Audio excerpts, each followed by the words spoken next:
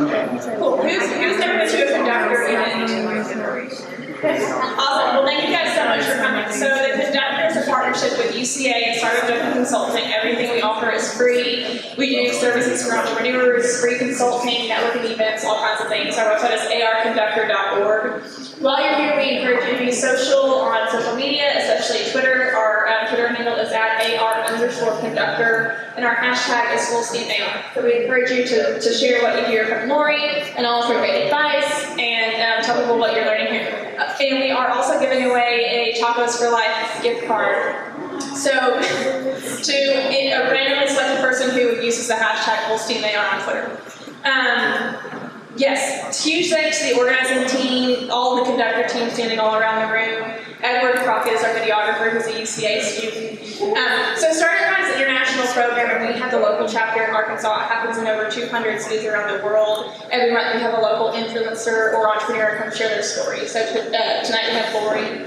Lori is the Common Market President for First Service Bank and the board chair for the UCA Foundation and Deliver Hope, and she's done tons of other things. I'm really excited to dive in tonight. So this is like a 30-minute fireside chat between the two of us, and then a Q&A with you guys. So think about what you want to say, write it down or whatever, and at the end we'll have an open Q&A. So we're going to go ahead and get started. Lori? Yes, can y'all hear me? Okay, great, perfect. So let's just start, guys. Tell us about yourself. Where did you grow up? Where did you go to school? Okay, I am the pride of Mount Vernon, Arkansas. I had 19 in my graduating class. I was valedictorian, however. You know, it would be really sad to not make the top 10% of your class. But I loved growing up in a small town, and so that's still Faulkner County. I've actually never lived outside of Faulkner County. Went to UCA and stayed here in Taylor. Awesome. And how did you end up at UCA? I really think I was a little afraid of a big school. I was afraid of leaving mama a little bit, and so I could still be independent. And another thing is my uncle was the chief of police on UCA campus, and he promised me a job. And so I was one of those people that for 4 years you had to buy your parking pass from, or you had to pay if you got a parking ticket. So I got cussed out on a daily basis, and it made me the person I am today. So talk a little bit about, were you expected to go to college, or had? My family, even though my parents were not, never went to college, it was just a given. I was the third child, and all three of us went to college. A big age difference. My oldest brother's 13 years older than me, and so it was just something I knew I was going to do. It was never a discussion. To me, it was 13th grade, and you just keep going. And luckily, I had the ability to do that. I had supportive parents who paid for it, and it was a lot different back then. Tuition was my last semester $410, and books were about $50. So it was a different time. So you could kind of swing that. You didn't have to get a student loan or something. My whole college career was $375 in my very last semester. It jumped to $410. Now, I only made $3.75 an hour at the UCA Police Department, so everything is relative. But it was a different time. And did the rest of your graduating class go to college, or was this? No, there was really only 3 or 4 of us that did, and I'm thinking only 3. There was, I think, 5 of us went to college and 3 finished.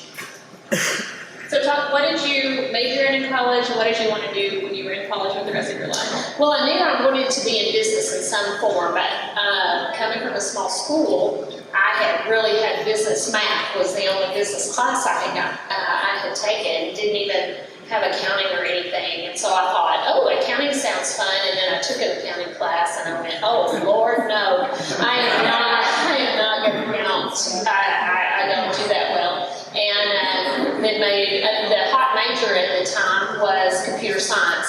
That was when PCs had first come out. That dates myself so bad that you guys, probably most of you don't realize that there wasn't a time without them. But there was, everything was changing. The programming was big, and so the business school actually had a computer science major at UCA. It's now called QMIS, I think, or something like that. Anyway, I took some classes with that because you were guaranteed a good income right out of school, and Axiom was hiring people by the droves. At that time they were CCX, and so I took some classes, did well in it because it made sense to me, but I thought, I cannot sit in a queue. I mean, I am not that person, so I took a marketing class, and like the clouds parted and the sun shone for the first time, and I knew I was supposed to be a marketing major, so I finished out.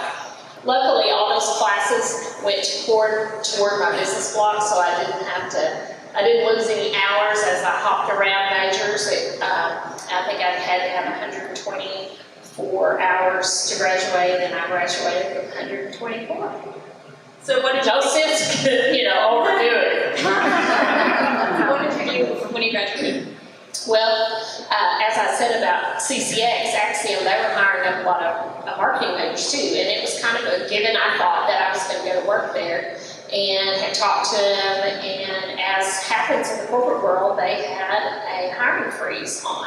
So I was kind of sitting around, hanging out, trying to bide my time till that was over, and I got a phone call from a cousin, and I have a cousin for everything, legal or illegal, so just let me know if you need anything, and I've got a cousin for it.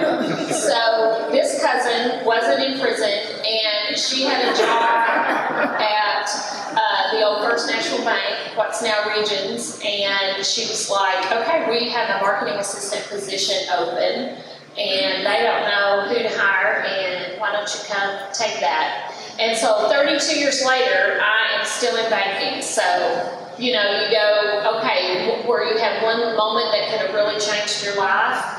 I mean, if I'd have gone to CCX, who knows? I probably would be unemployed. But I'm sorry, that was tacky. That was real tacky. No, because, nobody works there that long. It's like, or they go back, or it's that industry. I'm sorry. Let me just step on that a little bit more. So talk about that was your first job. How did you know what to do in banking, and also even just the interpersonal, like email? We didn't have email. But you know what I mean? Just like how did I know how to do it? Yeah. Well, I actually. This first job was working for a guy named Bunny Adcock, who knew that my very first job was going to be working for a city leader, and that somebody that would be a mentor for me pretty much my whole life. And I was a sponge because I was this kid from Melbourne who had never been in a business environment. My college job was basically in police, so I had no experience in business whatsoever, and so I just tried to show up and do what he told me, and if he asked me to do 10 things, I tried to do 12, and if he asked me to stay 15 minutes late, I tried to stay 30, and and my theory was I was making very little money, but I wanted to, it didn't matter. It's a job, so you should work as hard as anybody in the company. So I thought I worked as hard as the bank president, and I put that effort out, and I guess it showed, and I got to continue up. But I still do things the way Bunny did. I look back and go, okay, even how to write business correspondence, how to call on customers. That was very influential to me, was how to prospect business, and then and not be afraid to just cold call someone. Did you feel comfortable asking questions to Bunny? Oh, I sure did, because I was too stupid to know anything any different. I just did, and he loved, if you know Bunny, he likes to talk, and I think he liked that about me, and that he had an opportunity to do that. Now, there was another gentleman that worked with us, and he was very different. He did not, he wanted to give me orders, and that was it. But Bunny he wanted to help grow me to be a business person. You know, he would joke every now and then about the Beverly Hillbillies and if I was going home to see my family, and you know, but it was all in good fun, because he's from McGee and that's not any better. But you know, the world is made up of people from small towns, so you know. Okay, so you're 20-something at this point. What did you do next? Well, I realized in the banking world that I needed to move around within the bank if I was going to get promoted. If I was going to be a real banker, I needed to learn real banking. Now, in my career, they ever let me touch money. I don't do that. They're afraid of that. There's a reason. But so I've never actually been a teller. I was for about 15 minutes one morning, and I was trying to count money going 1, 2, and then I realized they go 1, 2, 3, 4, 5. So I was like, okay, here. They just took it away and went, no, we will never let her touch money. But so I moved around and did some lending, got in the lending side, because in the banking world, more money is on the lending side, and upward management, there's a lot more positions as well. So I did that for a little while, and then the actual marketing officer left. So I went running back over there going, oh, please, let me come back to marketing. And so I did that again for quite some time.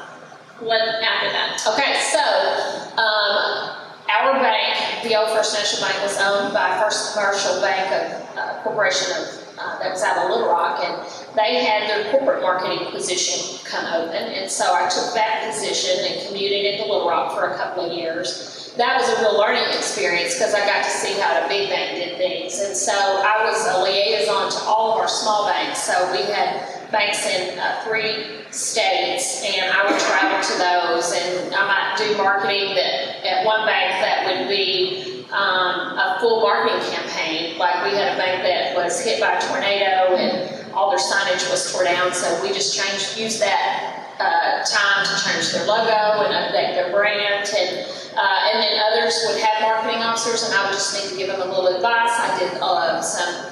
Back then it was called MCIF, it's, customer software. I actually ran that on an old DOS system, but I would do research for each bank.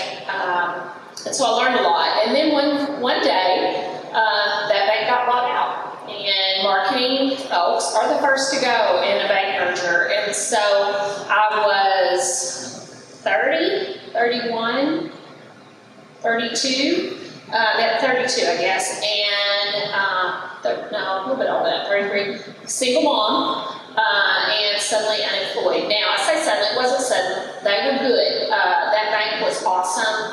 They gave us 2 months advance notice. I had been there 13 years, so I got 6 months pay. So I never freaked out. I should have, looking back, I should have freaked out. But I wasn't. And again, Axiom, they're like, oh, you've been doing database management. We want you to come and work for us. Oh, but we have a hiring freeze. That's been the story of my life. And it's all for a reason. You know, God has a plan. And so I sat around waiting for their hiring freeze to lift. And I got a call from a man named Bunny Adcock that said, hey, we're starting a bank from scratch and we would like for you to work for us. And I said, well, when do you want me to start? And he said, well, you can wait a couple of weeks. I said, I'll be there Monday. I had been sitting home, for about 6 weeks, and it was a good cleansing time. But when I realized I was scheduling going to the grocery store around Oprah, that, okay, it's time to go to work. So I got the opportunity to be the first employee of what is now Centennial Bank. So what an opportunity, especially for a marketer, to build a brand from scratch. Everything from logo to attitude and products and concepts and everything. Now, that was the good thing. The bad thing was I was also the HR director, the retail manager, the compliance officer, and a lot of things that that I really didn't know a lot about. So it was a learning time for all of us, and I called myself the first lady of the bank, and I got to be that because I was unemployed at the time. They all had other jobs, so they couldn't start quite as quick. So basically, a crew of us that had been with First National Bank of Conway came over and started that bank from scratch. And that was a huge, challenging opportunity. One of the coolest, probably the coolest thing I've ever gotten to do in my career. Still love those folks. Don't work there now, but some of my best friends are there. So, and I have a couple of follow-up questions about that, but I also have just a random question. Do you love to work? I mean, are you? Oh yeah. I would have never been that stay-at-home person. I was the one, after I had my son, I'd come back to work and I walked in the bank and I'm back, and no one had looked up, and I'm like, they had to have missed me. I am here, people. And I didn't have that. Oh, I just left my son. I didn't. But now my mom was keeping him, and so that helped me. But no, I love to work, and my years starting a bank, and I was still a single mom, and he had to learn to. He did homework sometime in my floor. He worked every grand opening event I had. He worked toes-up booths for me. Anything that I was doing, and I think he's now 28, and I think it's helped him be. He's self-employed. One, he had the confidence to do that, and the ability to talk to anyone, because he had been doing it. He had been, handing out samples of something, grand opening or something. He was always. So I know someone brought their son, and I told him, you too can be a successful business person someday. Awesome. A little bit more on the work ethic front. Can you talk? Do you feel like you were always like that? I mean, you were always driven? Oh yeah, it was. It's a thing. I mean, I guess I was the one that sold more cookie dough, except we didn't have cookie dough back then, because back then you actually made cookies from scratch. But if we were selling, you were selling cups or what membership, magazine subscriptions or whatever at school, I always won. I remember one time, this is a new thing for y'all. Okay, used to your Cokes come in a glass bottle and you recycled them, and so we had to gather up as many Coke bottles and for recycling, because you earned like a nickel or something to return them, and I won that award as well. So I was driven. Now granted, I only had about 19 to compete with. So, but I was, the one that put together the school yearbook, and I was that person. So, and now I look back and go, maybe I was bossy. I don't know. I had the school yearbook too, so. But somebody's got to do That's it. right. So, follow-up question to that. Jeremy and I are in leadership Arkansas together, and we hear a lot of talk about how millennials don't have work ethic. And do you find it hard to hire people with a work ethic like you had when you were growing up? It's different. I find that they are still out there. They just kind of do it in a different way, but that different doesn't mean wrong by any means. But no, there are still folks with a lot of drive. I don't know exactly what the age breakdown on millennials is, but Tara Mallett worked for me, and she is a mini-me. She has, I saw myself in her at that age. I am a millennial. Okay. She's, I know it's there. Now, my son is millennial, and he is a different person. He's a fly fishing guide, and so he's got this kind of hippy-drippy, laid-back lifestyle, but he is very busy, and it's not what you think that, he goes fishing, but he has to be on the ball, and he fished over 250 days last year, so that is a lot of fishing, and that's in bad weather, and so I think he has a work ethic that it's just it's done in a different way. Okay, I didn't mean to get off on that tangent. So back to Centennial. Okay, so I was with Centennial. CNL 13 years. I was, for those of you that know what Stuck on a Truck is, I was the Stuck on a Truck creator, along with my coworkers, but I actually dreamed the word stuck on a truck one night, so I came up out of the bed and went, stuck on a truck! I know that sounds bizarre, but I dreamed, back when I did ad campaigns, I dreamed a lot of them, and I dreamed some really bizarre ad campaigns that were so not real and unique, but you've got to sift through to get to the good stuff. But so they let me, I had a wonderful opportunity in that Johnny Allison, the owner of the bank, knew that to be successful, something had to be sold. So you have to sell something. So he always said most bankers don't know how to sell. And he trusted me and gave me a very large budget to, actually I didn't even have a budget, I just did whatever I wanted to. And so that is a marketer's dream. But when you're starting from scratch, you kind of have to do everything. And so here we went, and I wanted to do crazy off-the-wall stuff to brand ourselves as the different bank. And when you're starting from scratch, and Conway is a young town, so I didn't ever want to be that stodgy bank.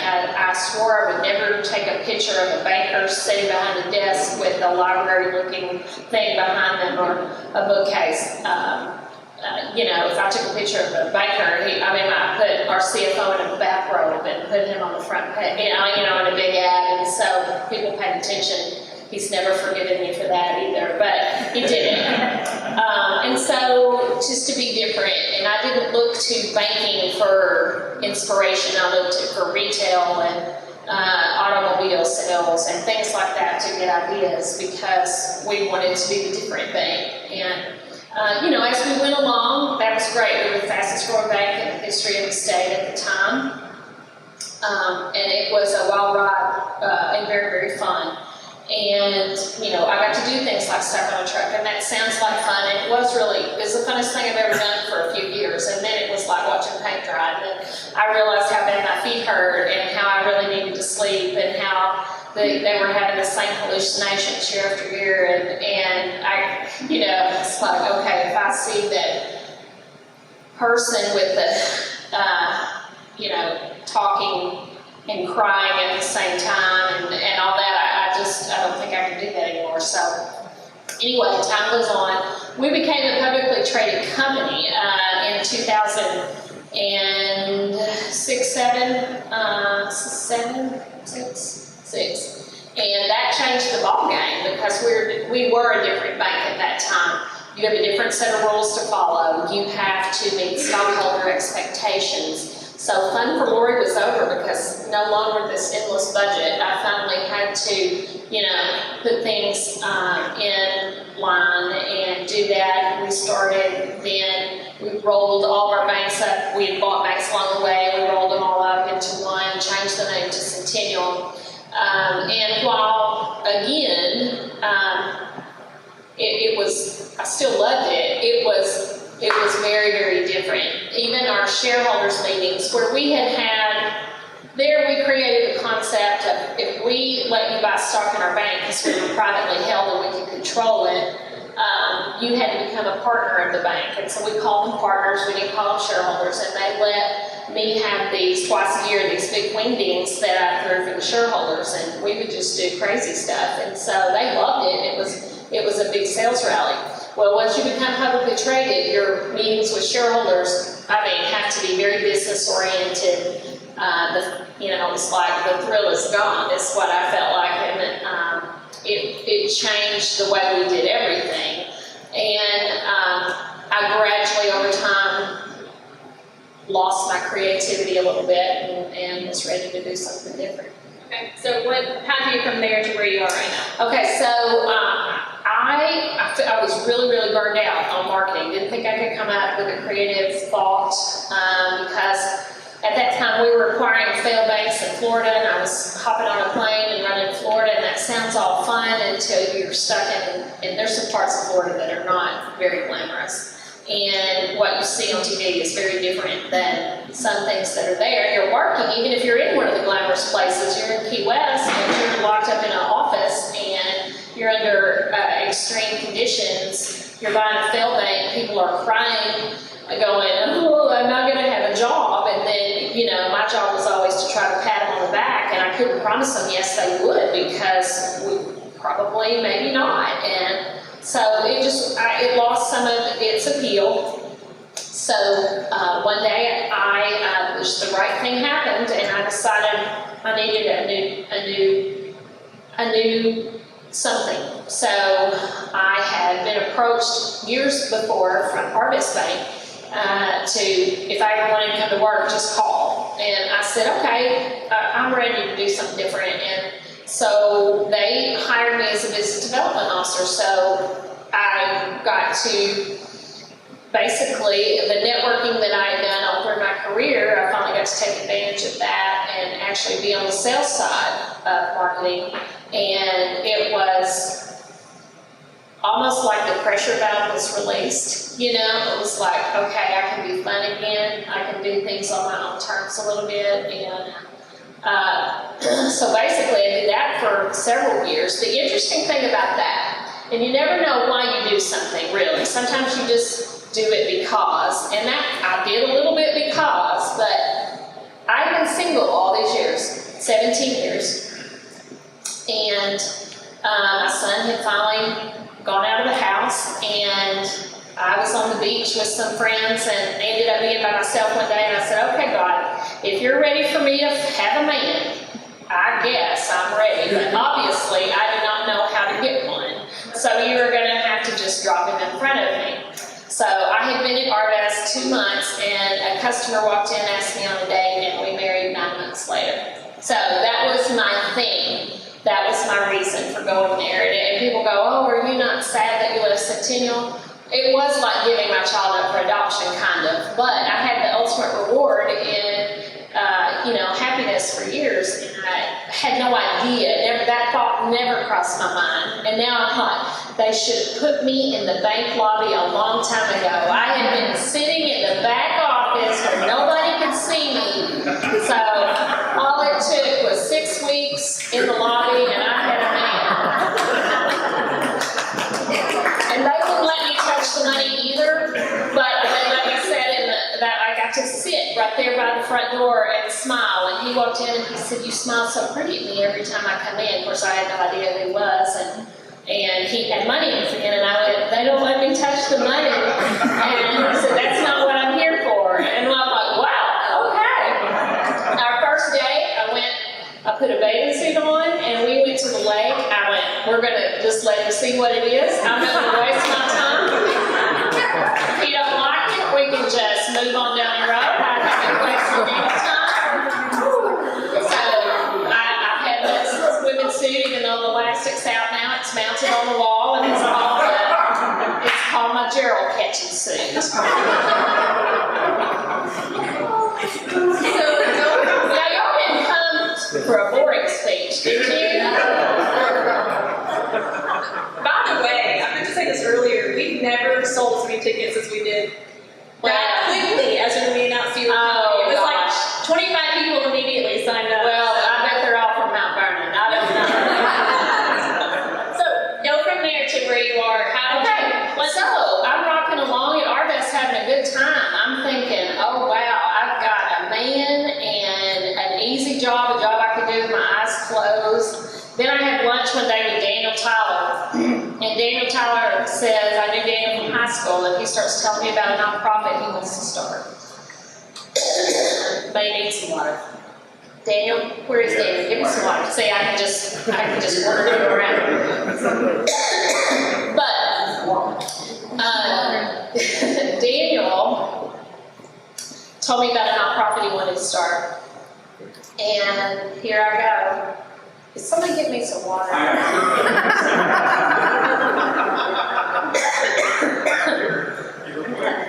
So I believed in Daniel's story, and we started a nonprofit from scratch. He's going to give me a whole pitcher of water. Look at that. Watch that. So that was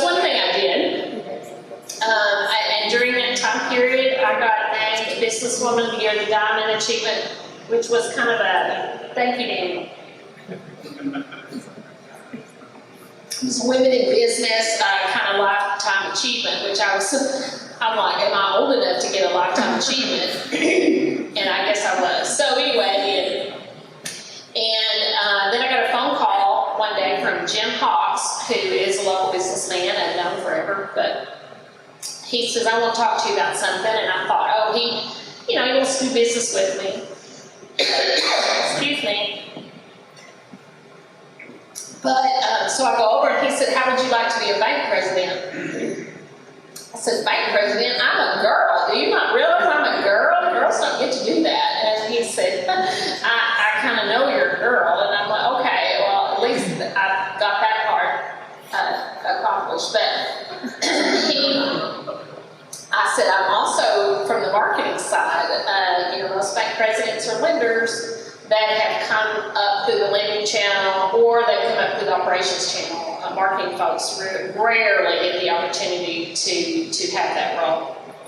And he said, no, we understand that, but we do want you to make loans. And I'm like, oh, that's interesting. Something different, and so we'll see. I said, now I don't do that accounting stuff. I tried that many years ago, and if you're hiring me to be a bean counter, that is not going to happen. And so I met with the owner of the bank, and he explained to me there are trackers and skinners, and I am a tracker, and he will hire all the skinners I need. So that I told him he can put that on my business card. That would be fine. I am an official tracker, so my job is to get business in the door. So I'm the only female bank president in town. No one else. Go girls. Can you talk a little bit about that specifically? What is that like for you to be trailblazing in that way? Oh, I don't really pay that much attention to it because most of the bankers in town are my buddies. When I started in banking, Conway was a town of 30,000 people, 27 maybe. We had 2 banks. This was Western Auto. There was bicycles hanging from the ceiling here. It was a very different town than what it is. French banking laws changed, and then so other banks got to pop up. So it actually gave a lot of opportunity for a lot of people. But one thing about it, yes, it is definitely a male-dominated industry in the upper management.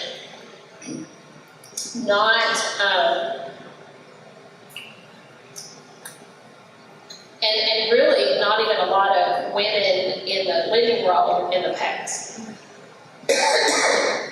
I'm so sorry. But,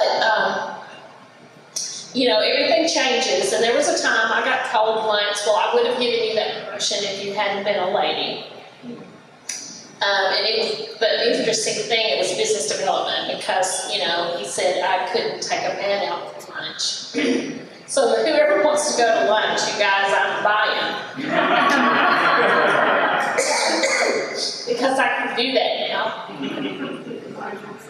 But anyway, I never thought of it as a handicap because I never thought of myself any different than the guys. I always tried to be one of the cool kids in high school, and it was the same thing working for the bank. I was one of the cool, and it was me and a bunch of guys. I remember being pregnant and sitting at the loan committee table, and my son was moving around and my stomach was doing this, and they all had to stop and watch because, I was the only girl in there, and they were like, wow, what is that? I'm like, well, you ought to feel it from the inside. So I was always kind of the only girl, the only woman. And it wasn't because, a lot of the time the women didn't want to. There's a lot of women that don't want to be a bank president, and that's totally fine. But the ones who do usually can make it. So, question not really from the female standpoint, but more of just, I think anyone who trailblazes in their career probably faces some adversity. So, you talk about how you dealt with anything like that, and how did you deal with it? Yeah. One thing is you just can't sweat the small stuff. You just have to let that stuff roll off your back. I am a glass half full person, and I think that's really important in career building, is because you can really get wrapped around an issue or just make a change. If you have to make a change, make a change. And whether it's you're burned out or you don't like your boss or whatever, it's okay. You know, it's okay to do something different.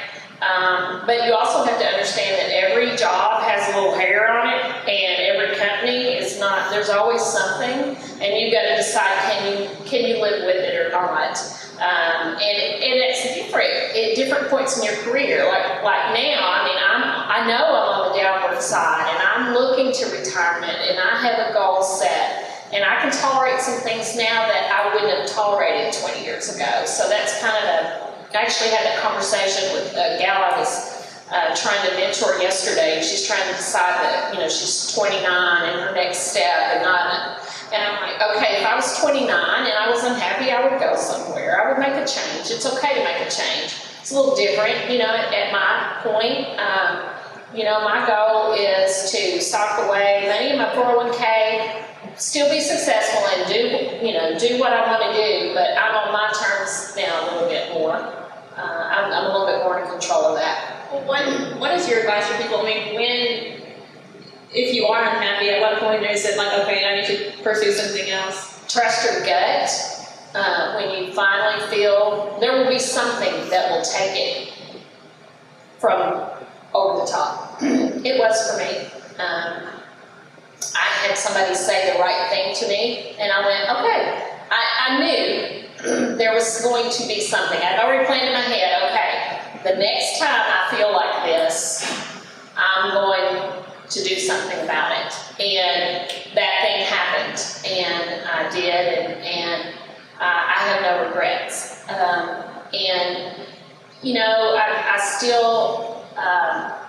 I still wish, since my very much success, I kept the stock. And that's part of my retirement plan. And the bank I work at we're apples and they're oranges. There's two different things. It's a different concept. I'm more of a community banker, so I fit the mold better where I am now than the big corporate person. I spoke to some kids at Mount Vernon at my old high school yesterday, and I said, it's important for you, first of all, you can do anything you want no matter where you're from, but it's important to own who you are. I am a girl from Mount Vernon, and that's a wonderful thing, I think. I was telling these kids, it's good. It's small. You know everyone. You feel loved. There's a lot of advantages to it, and go with it. That's why the first thing I told you is I'm from Mount Vernon, because that's who I am. Now, first of all, I could say I'm from New York City, and you would know I was lying. You would know that, okay? So be real. Be the person you are. And don't hide that. Use it to your advantage. And, occasionally you get the right person. I might talk just a little bit more Southern than I do some other times. It just happens. But, it is part of me. So, follow up to that. Can you talk about the importance of confidence and how sometimes your confidence ebbs and flows? Absolutely. There was a time in my job where I think I've always been a confident person. And that goes back to your family and how you were treated, and I guess. And I think all my family were very confident people. But I did lose it in my career, and that was about the time I changed jobs, and it took a while to get it back. It took a little while. I thought I was going to resign from Centennial Bank, and I was going to slither away, and no one would know it, and I would get over here and hide under a rock for a while. Well, when I resigned from the bank, they put it on the front page of the log cabin, and I ended up having to leave town for a few days because my phone was ringing and everybody wanted a scandal or something, and they couldn't grasp that I just didn't want to be there anymore. But since I was the first employee, and then I realized, okay, that actually helped build my confidence that it was a big deal that I left. But then, it just took a while. I just didn't feel as well. I had lost my creativity. I had a boss that didn't appreciate my work, and it was just a moment, and it took a while. Maybe getting a man helped. I don't know. I got over it pretty quick. But anyway, a few months went by. It took a while, and I would say almost about the time I got offered the job as a bank president, I never thought anyone could look at me in that way. While I was known as a really good marketer, nobody had ever said that I was a good banker, and that I thought of them as two different things. And I finally realized it's not. That again, no money is made unless something is sold, and I have the ability to sell. And so I need to be glad that I have that skill, and I do have that skill, and I've been successful, I would say, in my role now. So talk about leadership for a second, especially having had lots of different experiences as an employee. And I'll say too that your reputation way precedes you, and I have heard so many good things about you, just from being at Conway and your mentorship and things like that. So if you talk about your leadership values and how you lead people. Well, one thing, and how I got there is I enjoyed networking, and so I commend each one of you for coming tonight, and the most important part of being here was probably the hour before you got here to meet people. I started doing that, luckily in banking, that was something that they encourage you to do. And not if you're in management, they want you to be involved. And so I started getting involved, and I would join boards or committees, and that was one thing Bunny did, and he taught me that early. And I went back to my old, okay, I'm running the yearbook, and I'm like, okay, if I'm going to be on a committee, I might as well run it, so there I went. And so I've done a lot of things, I was chairman of the United Way, and blah, blah, blah, and this and that, and the chamber, and I've done a lot. So I've learned actually some leadership skills along the way from a lot of good people. I mean, I was on a committee with Charlie Navholz one time, and some really big people. And then Linda Lynn asked me to join her as co-chair to raise money for the new senior center. And I jumped at the case, not that I wanted to raise money for the senior center, but I wanted to watch what Linda could do. And we raised $2.5 million in 10 months. And while I created the buzz around the campaign, she was the one that had the contacts that she could call up and get $50,000 and $300,000 and that kind of money. And I was like, wow, that's something to see. And that was years of her career. So I've got to see a lot of that.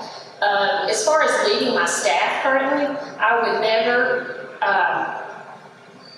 ask them to do anything that I wouldn't be willing to do. I want to keep a fun, light atmosphere. Nobody wants to come to work and have Debbie Downer sitting there and the wah-wah, make it fun. When I make a big sale, I do a lap around the lobby, and that's true. I would encourage Tara to call and have a good deal, and that deserves a lap. Let's go, girl. And so now it freaks out some of the staff, especially the new ones, because they don't know what I'm doing. But work, it shouldn't be boring. It shouldn't be, I just always want to keep a light atmosphere. And the customers appreciate that as well. So I do my best to do that. But I think the most important thing is hire people and let them do their job and get out of the way. If you trust them enough to hire them, the last thing I will ever be accused of is being a micromanager. I've been micromanaged and I hate it. And I would never do that to someone. What about the mentorship component? I mean, do you, like the person you were just talking about, is that someone who sought you out, or you sought out, or how does that work for you? I have sought out folks, and some, it's gone both ways. Linda's the one that came to me that time. because she thought we would make a good tandem team because yin and yang, and it's really gone both ways. I think by me jumping on a lot of committees and boards young in my career, I got the ability to do that. And so I have now, I could, like next week, I'm going to lunch with the mayor on Wednesday, and I've got blah, blah, blah. The mayor and I were in Leadership Institute together in 1991. So I don't call him mayor, he's Bart to me, and I can call him and ask anything. And that's one of those deals when you start that young in your career, and because you never know who's going to be the next mayor. And you don't know, okay, so you don't know what he's going to be in the future, so you better be nice to him, first of all, because he could be your boss, or he could be your father-in-law, or something like that. I mean, you just don't know what's going to happen, and so don't burn your bridges, and meet as many people as you can, and try to remember them, and that becomes the problem now that I can't remember names as good anymore. I'm like, I know you from somewhere, where is it? So. Okay, I have one more question before we open it up. Can you talk about establishing credibility and respect as a young leader? Again, it goes back to the hard work. If they ask you to do 10 things, do 12. If they ask you to stay late, stay extra late. And I really believe that works in any arena, whether it's you're volunteering, step in and volunteer, go ask, okay, I would like to take on a project, or, give me the opportunity to prove myself. Don't be shy. If you're sitting in the corporate world, for sure, they're not going to notice you unless you put yourself out there. So you're in charge of you, and so that's your destiny. And most of the time, if you don't ask, you're not going to get a promotion or something, because they don't know that's something you want. And that was really bad early in my career, because a lot of females back then just never dreamed they could be in a management role, I think, or didn't want to. And so, I was over there going, okay, I'll take that on. Yes, no, I'll do that. It just kind of snowballed over time. All right. Does that make sense? Yes, and I have a lot more questions, but I know I want to give you guys a chance. So, any questions? Oh, I'm here all night. Let's roll. So when you're in a startup with Blair, and then you discussed wearing millions of different hats. Uh-huh. When you're in that situation, how do you organize what work you have to do? I did it back then the old-fashioned way, where I had a Franklin day timer, and I wrote down every morning my tasks for the day and prioritized them. And sometimes that means things get pushed to the next day and that sort of thing, and you don't always do it well. I like to think of it as in the old days. I keep referring to that. There used to be a TV show called The Ed Sullivan Show, and that would have guys that would do tricks and stuff, and they had these sticks and they had plates on top of them, and they would make the plates spin. And your goal is to keep them all there. One can wobble, it's okay as long as it doesn't fall. So that's the deal. Sometimes it's okay to let something wobble, and you get what I'm saying with that. It's like, and that has been like my professional life. Don't let the plates hit the ground. So what's if you've been involved in a lot of boards over the last however many years you've been in business. So why do you think being involved in community leadership, whether it's nonprofit or whatever, why is that so important to you personally? And I'm not talking about just professionally, but on a personal level, what does that do for the community? What does that do for you?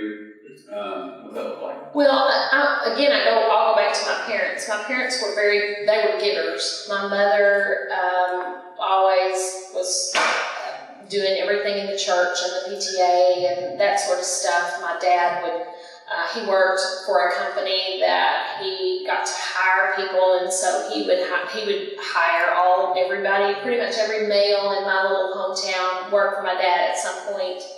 And I got to see them giving back. It was really important, and I just have always felt that that was what everyone should do. Why would you not?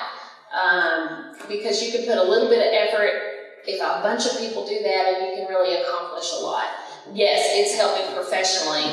Yes, it's helped with my confidence as well. It's just the right thing to do. Now, I have done some nonprofit work or charity work or projects outside the office, and some I've done because I had to, and some I've done because I'm passionate about it. At this point in my career, I tried to do something I'm passionate about. When I met Daniel and we started Deliver Hope, the last thing on earth I wanted to do was start a nonprofit from scratch, but I felt led to do that, and I felt like he could take my skills and combine them with his passion, and we could do something special, and we have. But I get asked now that I've done so much over time, and I'm not sitting there saying that to brag. It's only because I've been around a long time. It's just like, it's accumulated, and it looks like that's all I've done, because of my resume on the boards I've been on is just too.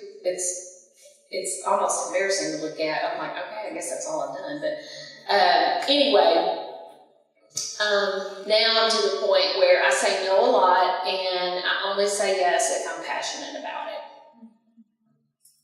So when you're a young mom, how did you know what to say yes and That was hard, and I had to say no more than, that goes back to the prioritizing. I say no more than normal at that point. But he was the most important thing, and so if it wasn't something I could bring him along doing, then I pretty much had to say no. And then at different times of his life was different as well. Once he got up and got a vehicle, then my life was ruined because he was no longer needy of me. But he's still needy. He still needs me.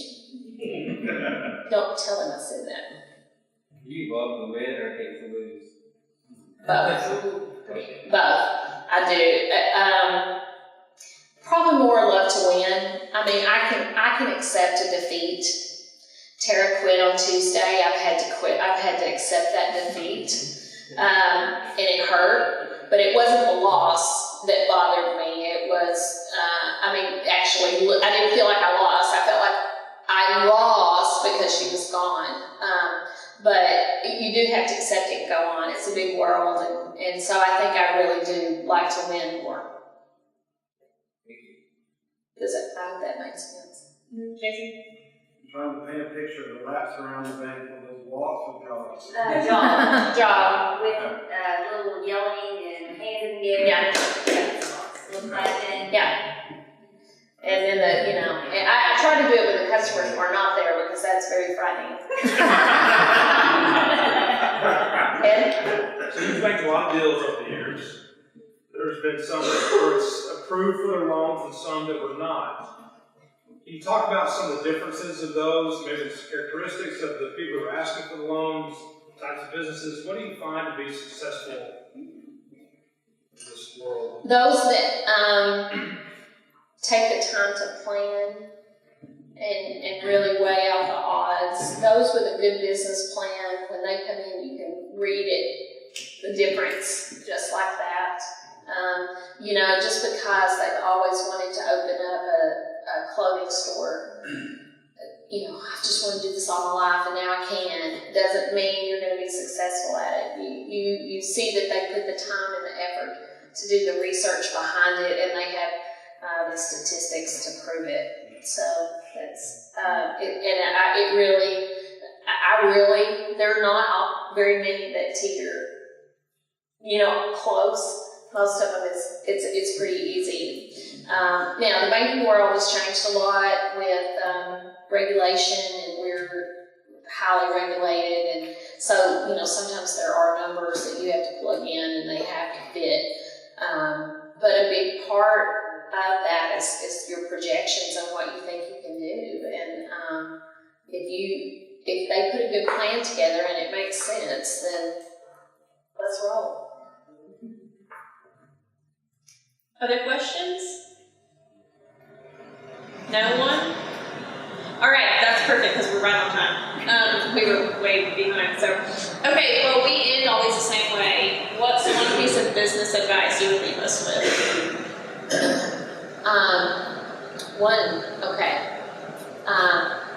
Be nice.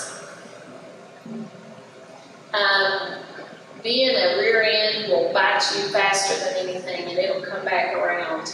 And I think that's in your life.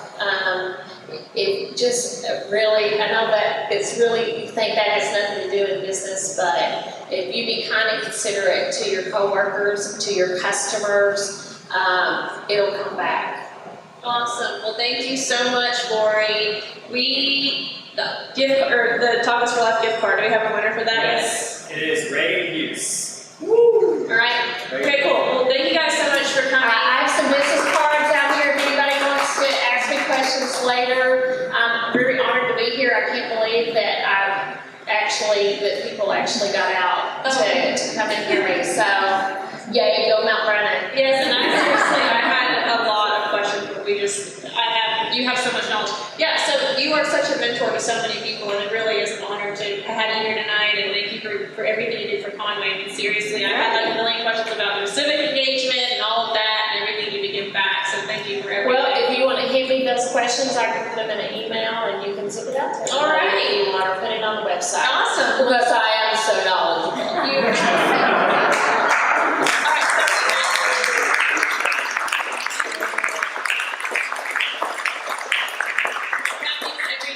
We're going to start holding them here at UCA downtown, typically the third Thursday of the month. So check back at our website, arconductor.org, for our calendar events, and we will see you next time. Thanks, guys.